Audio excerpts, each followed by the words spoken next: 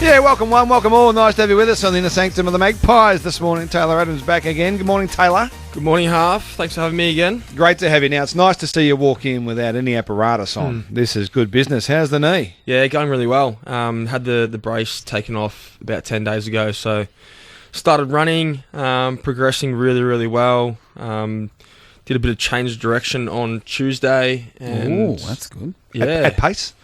Yeah, actually going probably about 85%. That's good. Obviously, it's all planned, change direction, so still got a little while to go, but yeah, making some really good inroads and feeling good about it.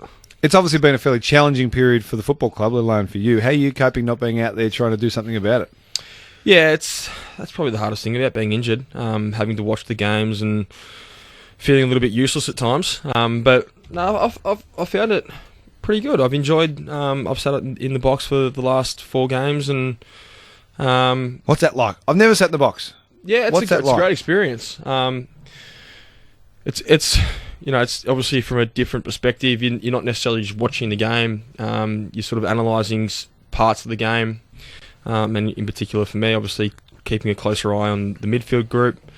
Working alongside Brenton Sanderson to try to work out the trends and what's happening out on the ground, and I've even been able to get on the phone and have a chat to a few of the boys out there, and yeah, it's been a great experience. The coaching boxes, I think they've changed over the years. They've become a lot more analytical than emotional, and which is a good thing, trust me. Our box seems to function pretty well, and yeah, it certainly helps when you're winning. That's for sure. Makes the box a little bit more enjoyable.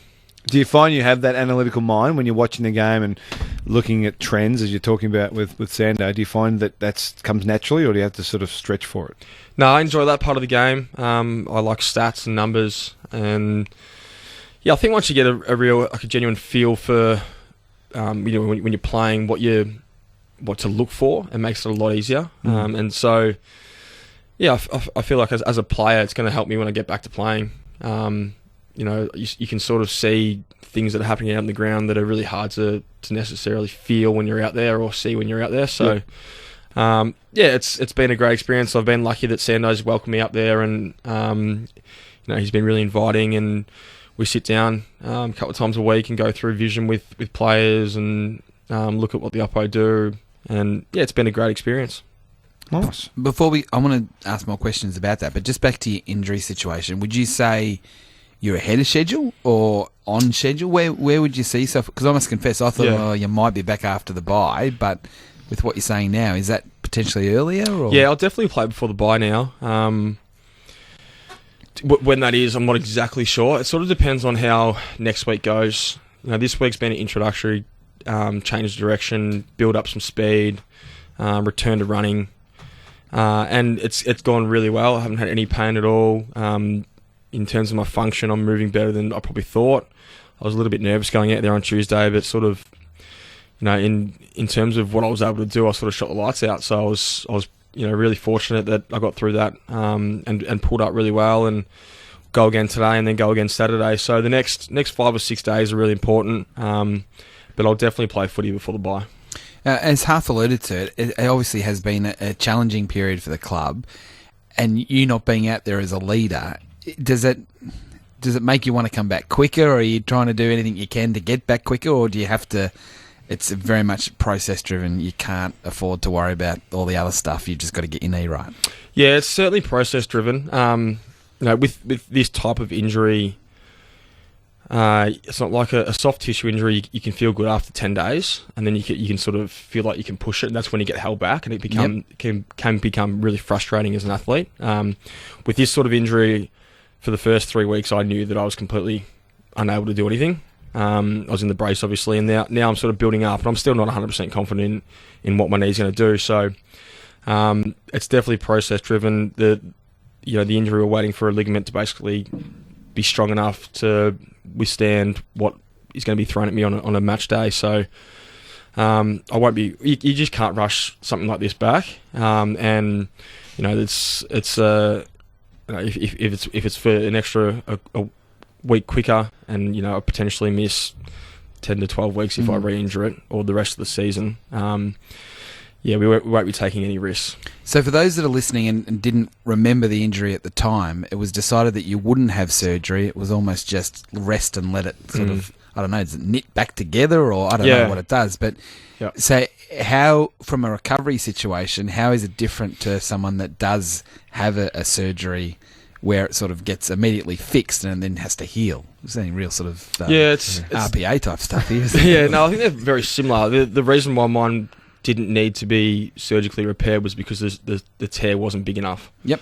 And so enough of the ligament was still attached to the bone, and everything around it in terms of the joint was really, really good. In terms of like the bruising around the joint, compared to other MCLs that the surgeon had seen, it was relatively unharmed. And they thought that with rest and being in the brace, provided with obviously a bit of luck, that it would stick down, become strong enough, and then over time, like it takes 12 to 15 weeks for it to completely heal, but you get to a point where you build everything up around it that you're able to go out there and perform. How is the performance at the moment for the team? How have you seen it sitting in the box? Obviously, different vantage point, but how's it going?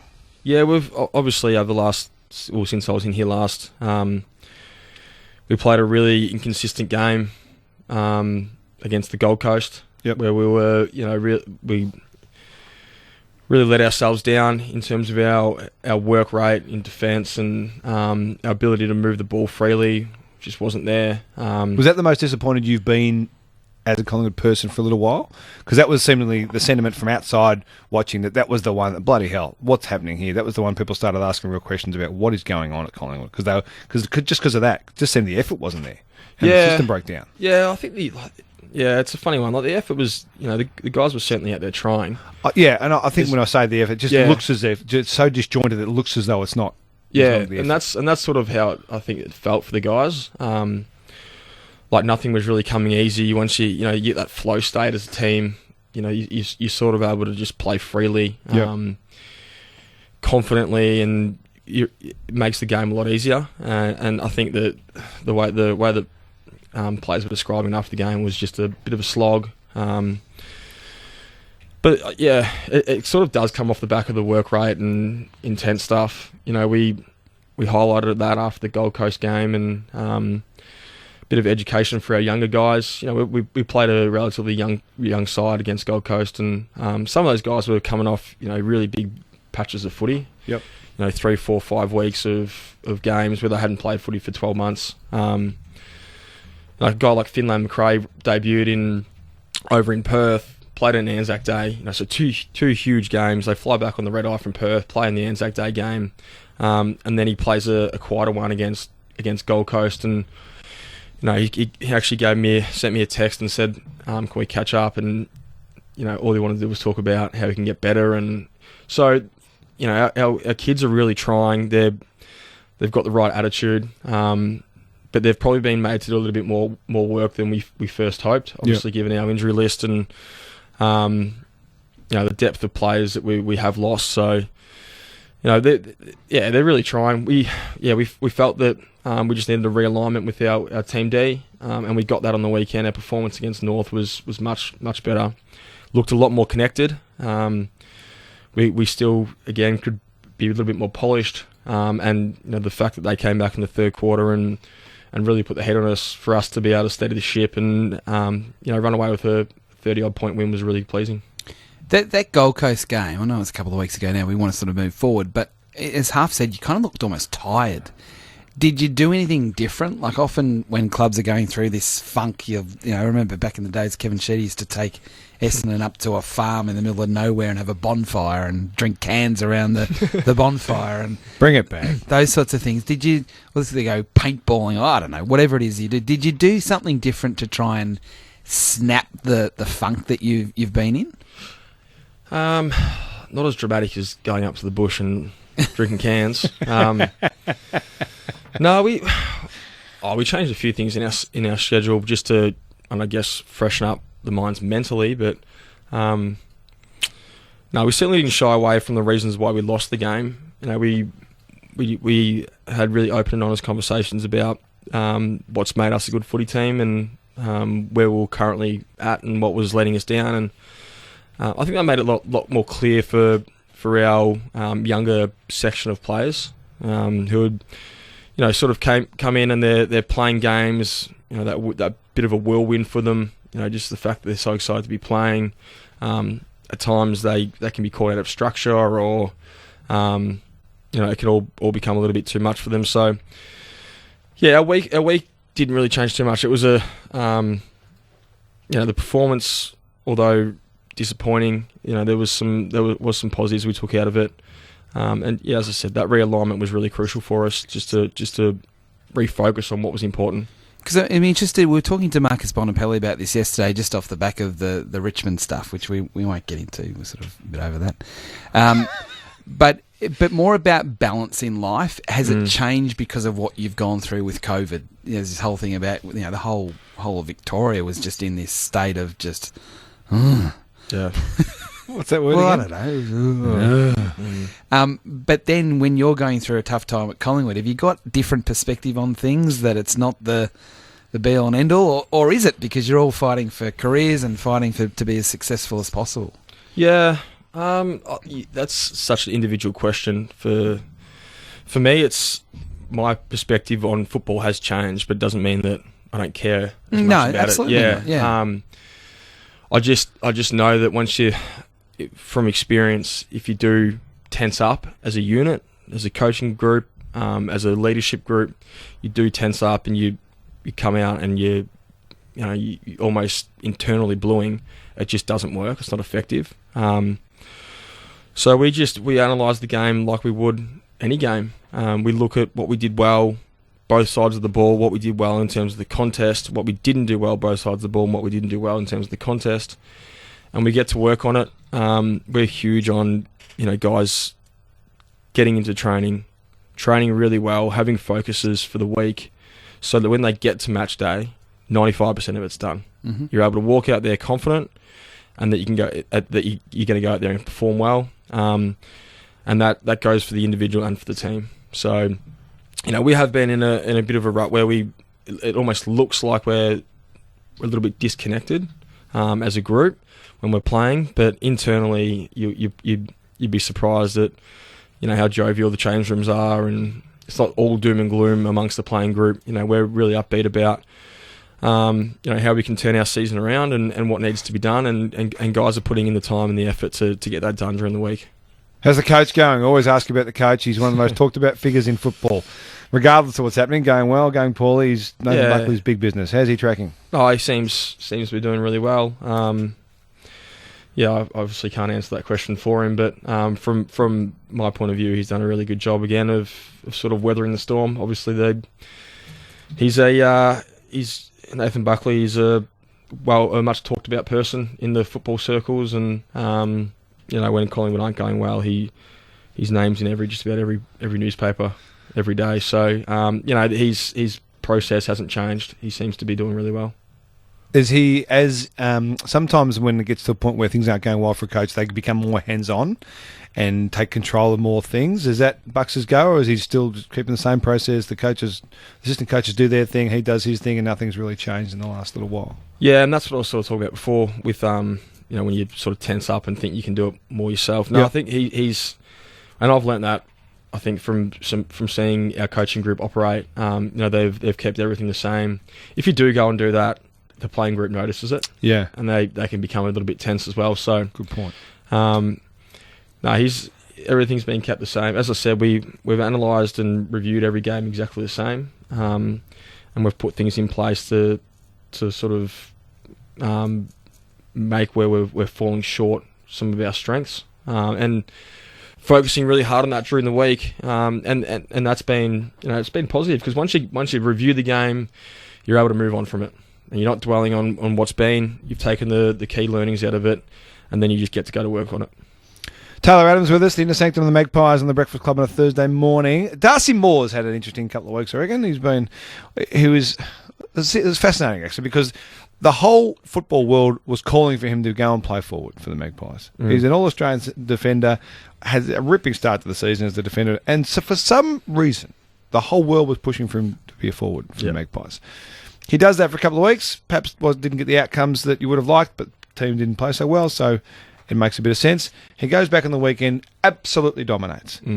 Where's his head at the moment? Have you spoken to him much about his position in the team in the last couple of weeks? Yeah, I actually have spoken a lot to him about it. He was really optimistic and positive about whatever the team needed, he was going to do. I spoke to him after the goal, basically directly after the Gold Coast game, and obviously he didn't play his best game and didn't have much of an impact in front of the ball, and then he got thrown back late. The way that he explained it was he's willing to do whatever he needs to do for the team, whatever the coaching staff want him to do, and that if he is to continue to play forward, he's just got to get better.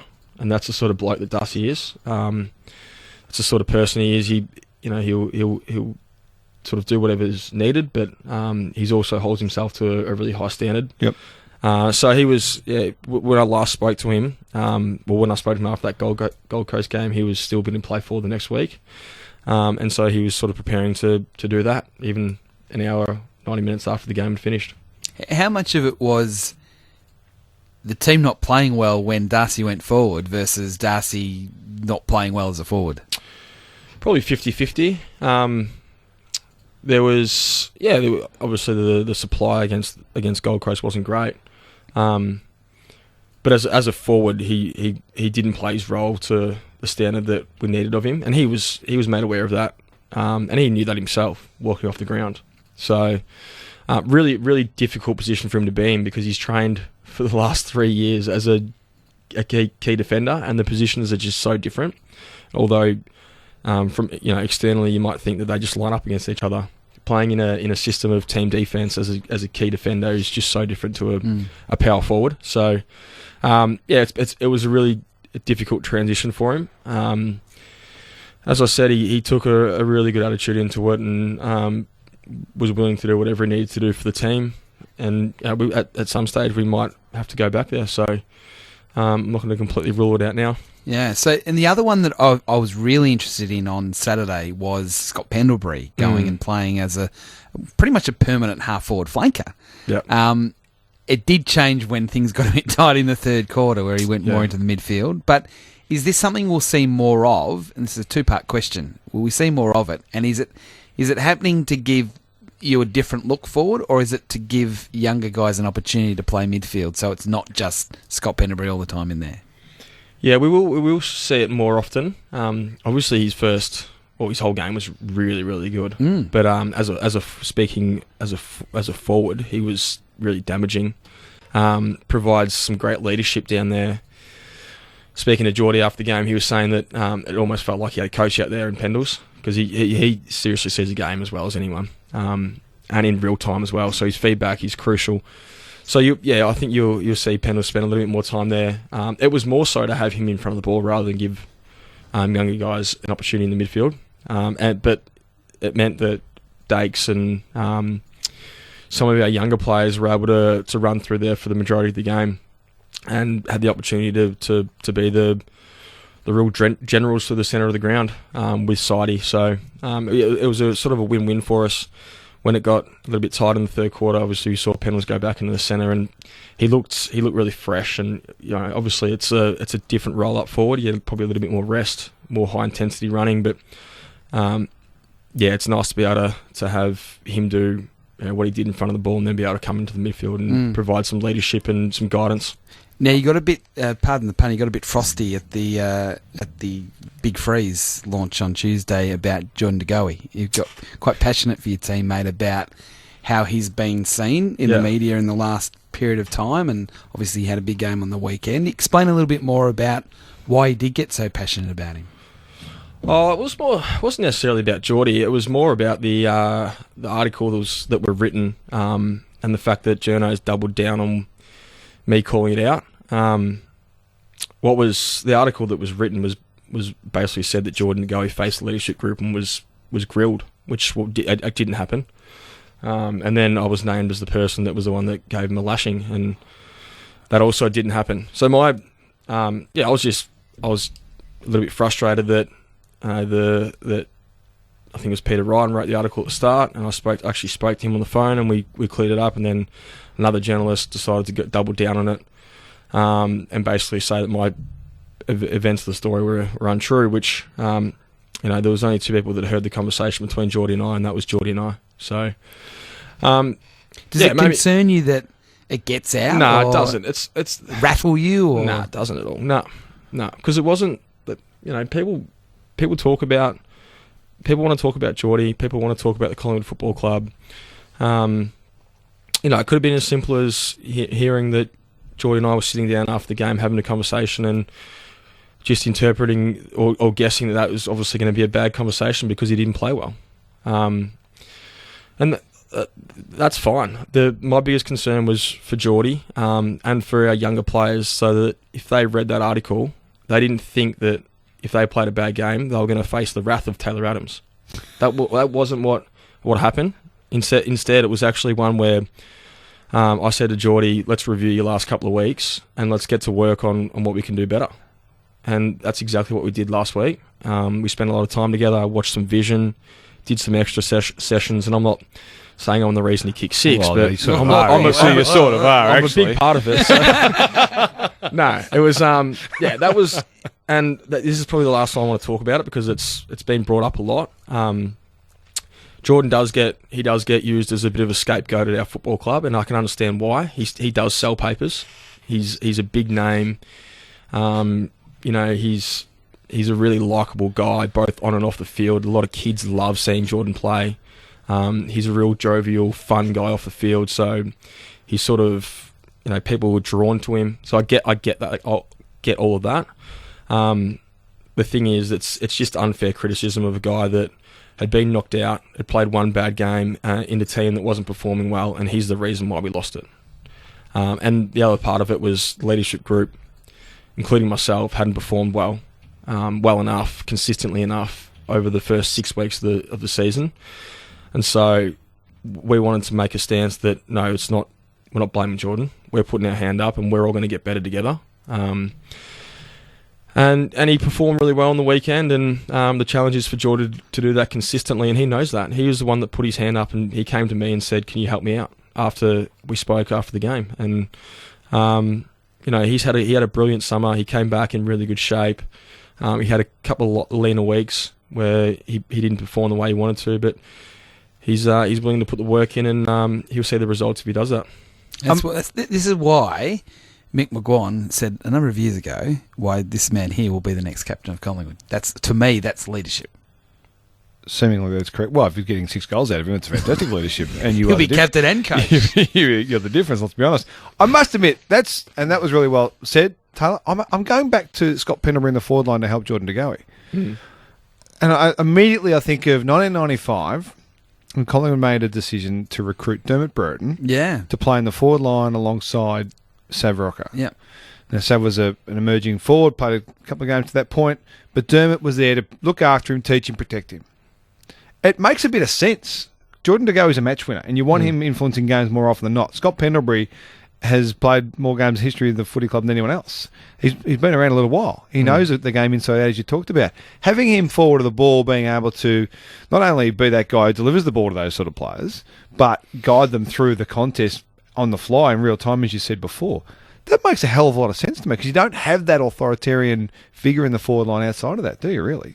Yeah, well, our forward line is quite young, especially with Billy Elliott out at the moment. And even like Coxie not playing, it means that our forward line is relatively young. We've got Checkers down there, who's more of an introvert. Yeah. So, yeah, having Pendles down there you'd like to have Pendles in everywhere, the midfield. Yeah. And probably down, maybe not down back, a little bit slow for the back line. He's and they work really well together, Scott and Jordan. They sort of have this little bromance that they've got going on that Pendles really understands what Geordie needs, and he just gets it done for him, and Geordie just kicks the goals. But it clearly worked well. He's ball in hand is not, the other thing he makes, obviously. Clearly one of the best decision makers in the game. So having him using the ball, distributing the ball inside the forward line it's a real positive for us. I'm mindful of the fact the time's gone fast and we've got other things we've got to do. But the last question for me is, it's more an opportunity for the Collingwood fans out there that are not a bit worried, but maybe a bit worried about how you're going. What's the message to the fans? You've got 3 tough games in a row coming up. Yep. That could or could not determine your season. But what's the message for the fans out there that are a bit worried? Yeah, well, I'm not going to sit here and say we're going to win all 3 games and everything's going to be fine. We'll be playing finals in 2021, but we're all games we're going into we see as winnable. We can win those games. We know that to do that we have to perform for 4 quarters. We have to, probably play better than we have been.